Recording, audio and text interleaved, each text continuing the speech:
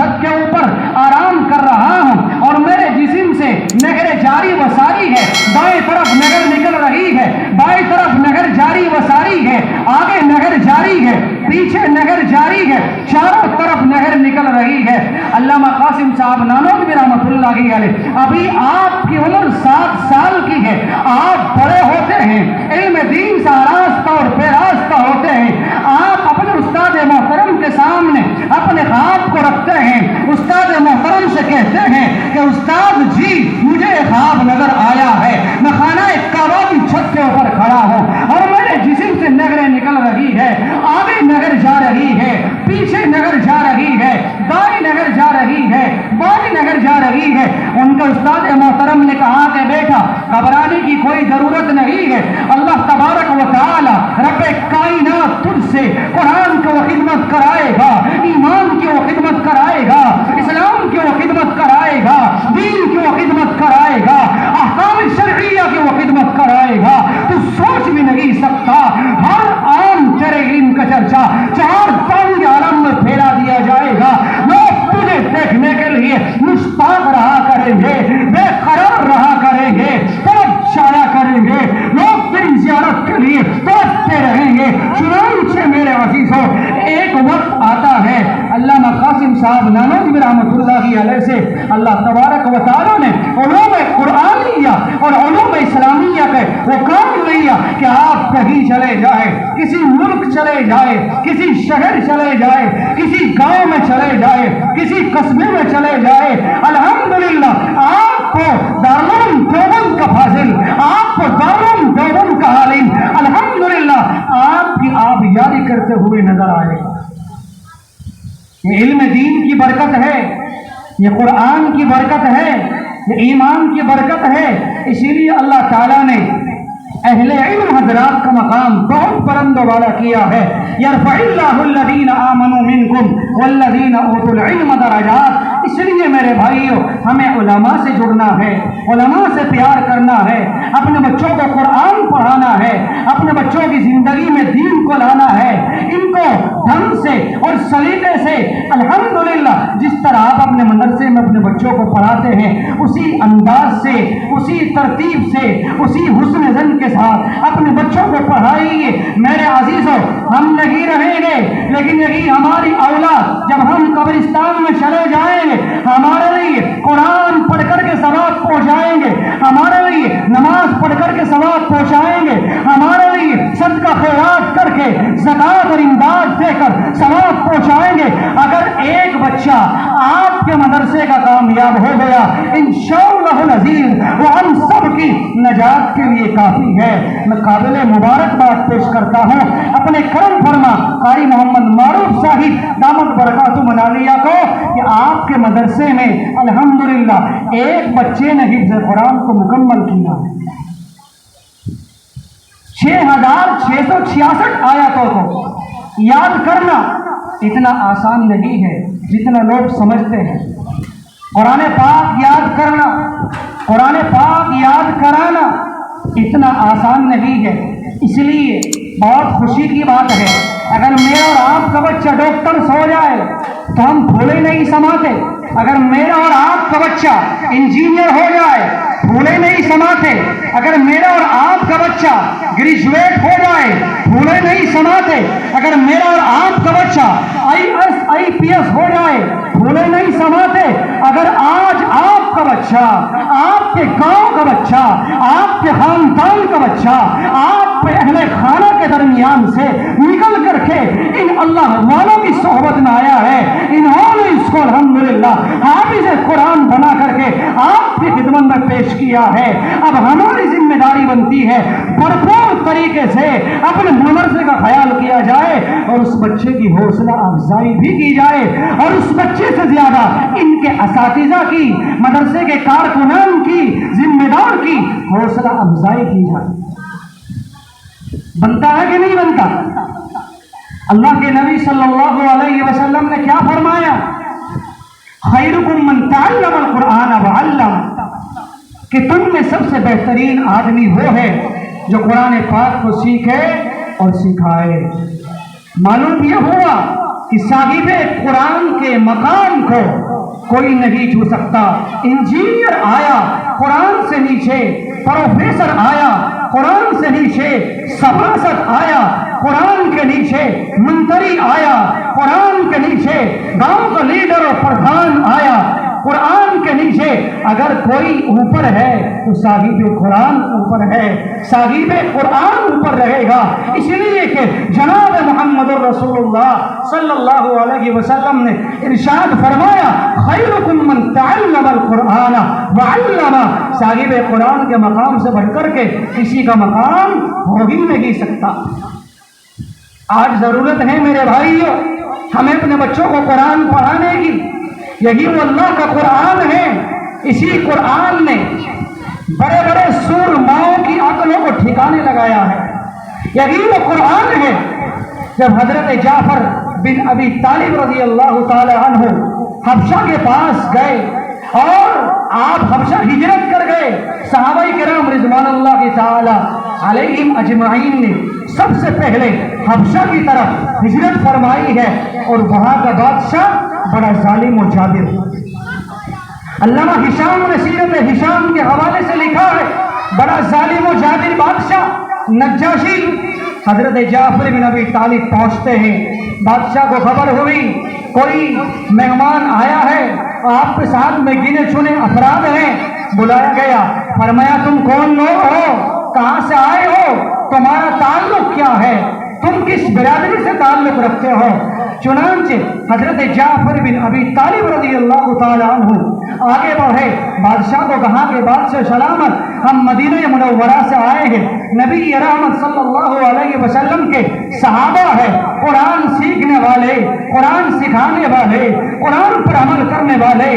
نجاشی کو کہتے ہیں اگر آپ اجازت دیں تو ہم 10 منٹ کے لیے آپ سے بات کریں۔ نجاشی کہتا ہے کہ ہاں آپ کو اجازت ہے، آپ 10 منٹ کے لیے اجازت لے رہے ہیں، آپ کو اجازت دی جاتی ہے۔ آپ جو پیش کرنا چاہتے ہیں، آپ جو بتانا چاہتے ہیں، آپ بتائیے قرآن کیا پیغام سناتا ہے، قرآن کیا کہتا ہے، رب جلال کیا کہتا ہے، قرآن کیا بولتا ہے۔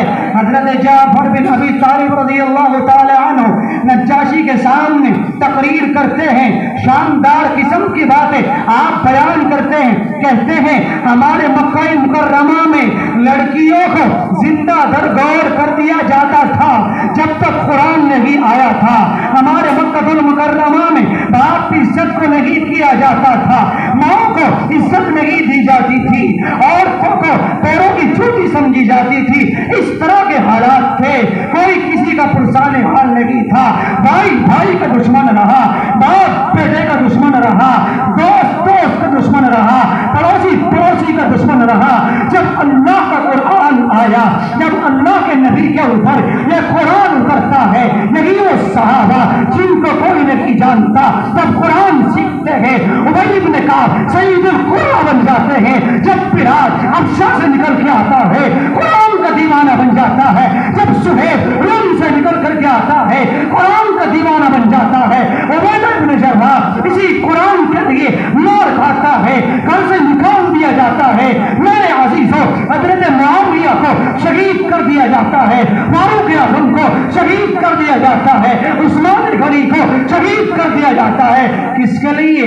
اسی قرآن کے لیے، اسی قرآن کے لیے۔ جب حضرت جعفر بن ابی طالب رضی اللہ تعالی عنہ بے باک انداز میں نجاشی کے سامنے قرآن کی سورہ رحمان کی تلاوت کرتے ہیں، ایک روایت میں سورہ حدید کی تلاوت کرتے ہیں، ایک روایت میں آیا ہے سورہ الحدید کی تلاوت کے بعد سورہ طور کی تلاوت کرتے ہیں۔ جب آپ قرآن پڑھ رہے ہیں، جب آپ قرآن کی تلاوت کر رہے ہیں، نجاشی کی آنکھوں سے آنسو اشکبار ہوتے ہیں، تاپ جاتا ہے، مچل جاتا ہے، کہتا ہے او جعفر بس کر، آج تک قرآن سے دور رہا، آج تک ایمان سے دور رہا، آج تک نبی رحمت کے پیغام سے دور رہا، آج آنکھیں کھل چکی ہے، دماغ کھل چکا ہے، ابھی اسی ٹائم مجھے کلمہ پڑھائیے، میں قرآن کا دل دادا بن چکا ہے، اسلام قبول کر لیتا ہے۔ آپ کے اخلاق سے متاثر ہو کر قرآنی پیغامات کو سن کر کہتا ہے اشہد ان لا الہ الا اللہ واشہد ان محمد رسول اللہ۔ سوچیا یہ اللہ کا قرآن ہے کہ جو لوگ یہ کہا کرتے تھے ہماری زندگی میں کبھی بدلاؤ نہیں آئے گا، ہم کبھی نہیں بدلیں گے، لیکن تعلیم میرے بھائی یہ وہ چیز ہے جو انسان کو انسان بنا دیتی ہے۔ دینی تعلیم اپنے بچوں کو دیجیے، دینی تعلیم کے ساتھ ساتھ آپ دنیاوی تعلیم بھی دیجیے۔ میں منع نہیں کرتا، آپ اچھے ڈاکٹرز بنائیں، آپ اچھے پروفیسر تیار کریں، آپ اپنے بچوں کو آگے بڑھائیے، پولیس ادھیکاری بھیجیے، کسی کو دروگا بنائیے، کسی کو انسپیکٹر بنائیے، اچھی بات ہے۔ قوم کے نونہالوں میرے عزیزوں، ضرورت ہے اچھے ڈاکٹروں کی، ضرورت ہے اچھے انجینئروں کی، ضرورت ہے اچھے پروفیسر کی، ضرورت ہے اچھے لوگوں کی، قوم کے رہبروں کی، قوم کے مقتداؤں کی۔ آج میرے عزیزوں لوگ ہاسپٹل میں جا کر کے دیکھو بلک رہے ہیں، موت اور زندگی کے درمیان سانسیں لے رہے ہیں۔ میرے عزیزوں آپ ایسے ڈاکٹرز بنائیے، اس کے دل میں ایمانداری کا جذبہ پیدا کیجیے۔ کوئی ہمارا بھائی اگر غیر مسلم ہے، اگر اسے ہمارے خون کی ضرورت پڑے، ہماری جان کی ضرورت پڑے، ہم اپنی جان دینے کے لیے تیار ہیں۔ نبی رحمت صلی اللہ علیہ وسلم کی زندگی اٹھائیے آپ میرے عزیزوں، 40 سال میرے نبی کی زندگی خدمت خلق میں گزری ہے۔ آپ نے غریبوں کا ساتھ دیا، آپ نے بیواؤں کا ساتھ دیا، آپ نے کمزوروں کا ساتھ دیا، آپ نے مساکین کا ساتھ دیا، آپ نے ان لوگوں کا ساتھ دیا جن سے کوئی بات کرنا بھی پسند نہیں کرتا تھا۔ 40 سال کی زندگی نبی رحمت صلی اللہ علیہ وسلم کی خدمت خلق کے اندر گزری ہے۔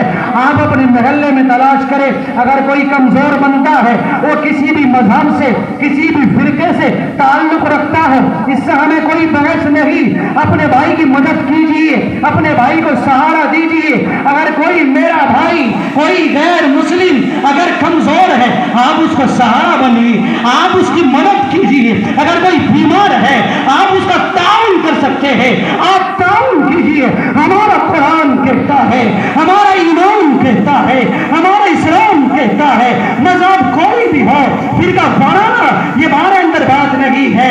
ہم ہر ایک کے لیے ہمیشہ تیار رہتے ہیں۔ اگر ہمارا بھائی کوئی پیاسا ہے، آپ پلائیے، کوئی بھوکا ہے کھلائیے، کوئی ضرورت مند ہے اس کی ضرورت کو پورا کیجیے۔ نبی رحمت صلی اللہ علیہ وسلم کی تعلیمات سے ہمیں سبق میں ملتا ہے۔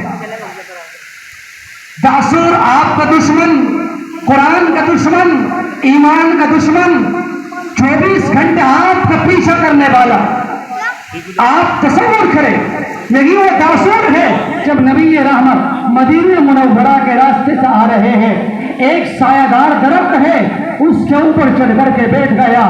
نبی رحمت صلی اللہ علیہ وسلم تشریف لائے، آپ تھکے ہوئے ہیں، آپ آرام کرنے لگے۔ جب اس داسور نے دیکھا کہ نبی رحمت آرام کر رہے ہیں، موقع غنیمت سمجھ کر اوپر سے چھلانگ ماری اور ہاتھ میں تلوار لے رہا تھا، نبی رحمت کو قتل کرنے کے لیے آیا تھا۔ جب نبی رحمت صلی اللہ علیہ وسلم کی آنکھ کھلی، آپ گھبرائے نہیں، آپ پیشین نہیں ہوئے۔ لا تخف احد سوى اللہ، اللہ کے علاوہ کسی سے ڈرنا نہیں چاہیے۔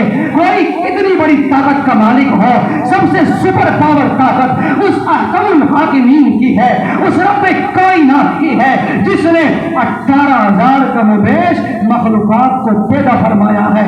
بڑے بڑے فرعون آئے، بڑے بڑے نمرود آئے، بڑے بڑے شداد آئے، حامان آئے، زمین بوس کر دیے گئے۔ اس لیے میرے عزیزوں آج ہمیں اپنے اخلاق کو سنبھالنے کی ضرورت ہے، اپنی زندگی کو درست کرنے کی ضرورت ہے۔ جب نبی رحمت نے دیکھا کہ مجھے شہید کرنے کے لیے آیا تھا، قتل کرنے کے لیے آیا تھا، میرا سر قلم کرنے کے لیے آیا تھا، نبی رحمت صلی اللہ علیہ وسلم نے جب اس کو شلالی نگاہوں سے دیکھا، نبوت کی نگاہوں سے دیکھا، کانپ جاتا ہے، تڑپ جاتا ہے، ہاتھ سے تلوار چھوٹ جاتی ہے۔ نبی رحمت نے وہ تلوار اٹھائی، فرمایا کہ بتا کے کون بچائے گا؟ اب تاثر کہتا ہے اللہ اور اس کے رسول ہی بچا سکتے ہیں، مجھے اور کوئی نہیں بچا سکتا۔ نبی رحمت صلی اللہ علیہ وسلم کی جان کا دشمن ہے، قرآن کا دشمن ہے، آپ کو قتل کرنے کے لیے آیا ہے، آپ کو سر قلم کرنے کے لیے آیا ہے۔ آپ نے ارشاد فرمایا جا میں نے تجھے معاف کر دیا۔ کیا کہا؟ جا میں نے تجھے معاف کر دیا ہے۔ آپ کے اخلاق سے متاثر ہو کر، آپ کی سیرت سے متاثر ہو کر، آپ کی تعلیم سے متاثر ہو کر فوراً اسی وقت کہتا ہے اشہد ان لا الہ الا اللہ واشہد ان محمد رسول اللہ۔ اس لیے میرے عزیزوں، قمر الاسلام کے دیوانوں، میں آپ سے کہوں گا آپ اپنے اخلاق کو سنواریں، آپ اپنے اخلاق کو درست کیجیے، اچھی صفات کو اپنائیے، بری صفات سے بچیے۔ اپنے طلباء کو مدرسے میں پڑھنے کے لیے جس محبت سے آپ بھیجتے ہیں اسی محبت کو آگے بڑھائیے۔ اپنی بچیوں کو قرآن پڑھنے کے لیے بھیجیے۔ آج میری اور آپ کی بچیاں کہاں جا رہی ہے؟ ارتداد کا شکار ہو رہی ہے۔ کیا باپ کو نہیں پتا، کیا ماں کو نہیں پتا، سارا ڈرامہ ہونے کے بعد آنکھ کھلتی ہے، آئی مولی صاحب بچی چلی گئی، بچی گئی نہیں، بچی کو بچھوڑا گیا ہے۔ میرے عزیزوں، وقت نہیں ہے، وقت کی قلت دامن گیر ہو رہی ہے۔ بس میں آپ سے کہوں گا آپ ہوش میں آئیے، آپ ہوش میں آئیے، قرآن کو دیکھیے، قرآن ہمیں کس انداز سے سمجھا رہا ہے۔ یا ایھا الذین آمنوا قوا انفسکم واہلیکم نارا، اے ایمان والو تم اپنے آپ کو، اپنے اہل و عیال کو، اپنے بیوی بچوں کو جہنم کی آگ سے بچاؤ۔ وقودھا الناس والحجارہ، اس لیے کہ جہنم کا جو ایندھن بنیں گے وہ انسان اور پتھر ہی بنیں گے۔ اس لیے میرے عزیزوں، ہمیں اس قبر کی تیاری بھی کرنی ہے، ہمیں جہنم کی آگ سے بچنا ہے۔ یہ دنیا کی لذتیں، یہ دنیا کی رونقیں، یہ دنیا کے پربہار مغز، ہر طرح کی چیزیں چند روزہ ہے میرے بھائی، موت آئے گی، کوئی نہیں بچا سکے گا۔ یہی وہ موت ایک اٹل فیصلہ ہے جو باپ بیٹے کے درمیان جدائی کی پیدا کرا دیتی ہے، ماں اور بیٹی کے درمیان جدائی بھی پہنچا دیتی ہے، بھائی بھائی کو رلا دیتی ہے، ماں ماں کو رلا دیتی ہے، خاندان کو الگ کر دیتی ہے۔ اس لیے میرے عزیزوں، ہر چیز فنا ہونے والی ہے، کل من علیہا فان، ہر چیز فنا ہونے والی ہے، دنیا کی ہر چیز ختم ہو جائے گی۔ اللہ تعالیٰ نے ہمیں ایک مقصد کے لیے پیدا کیا۔ افحسبتم انما خلقناکم عبثا، قرآن کہتا ہے میرے بندو میں نے تمہیں بیکار پیدا نہیں کیا۔